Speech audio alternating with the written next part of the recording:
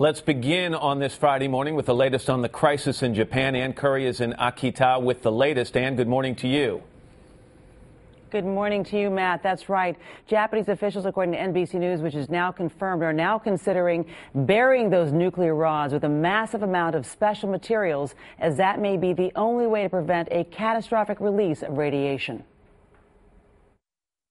Water is being discharged continuously, and according to the plan, a new kind of assault to get control of Reactor 3 and avert a catastrophe. Military fire trucks, usually used to fight airplane fires, blasting water on the damaged nuclear reactors. 50 tons of water will be shot at the nuclear reactor number 3. The government abandoning the use of helicopters, unsure how effective they were.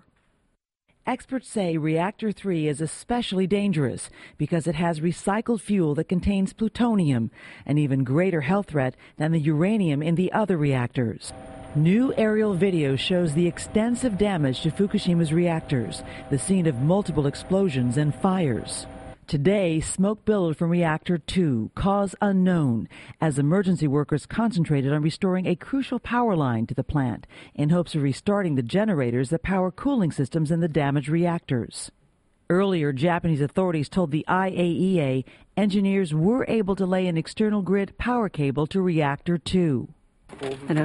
Today, for the first time, the nation's top government spokesman acknowledged Japan is now willing to accept technical help from the U.S. in dealing with the nation's nuclear crisis.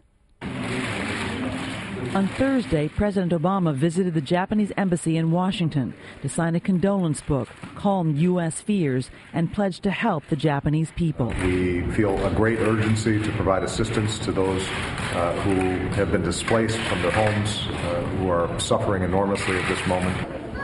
But Japan is a nation on edge. Passport centers around the country are full, train stations mobbed. Airlines are scrambling to fly thousands of people out of Tokyo. At Haneda Airport, U.S. Embassy staffers set up a help desk for Americans who want to leave. We're nuclear fallout refugees. Crowds flocked to board buses out of Sendai, a city hard hit by the quake and tsunami, now low on basic necessities. Confusion, anger, and distrust are spreading despite the government's reassurances about the risks of radiation. This woman is frightened. We're worried about our health, she says, so I came to buy these masks to protect ourselves. Today, marking 1 week since the quake, many in the nation paused to pay tribute as the number of dead and missing mounts. Survivors now struggle without heat against a bitter cold and snow, 15-degree temperatures with the wind chill.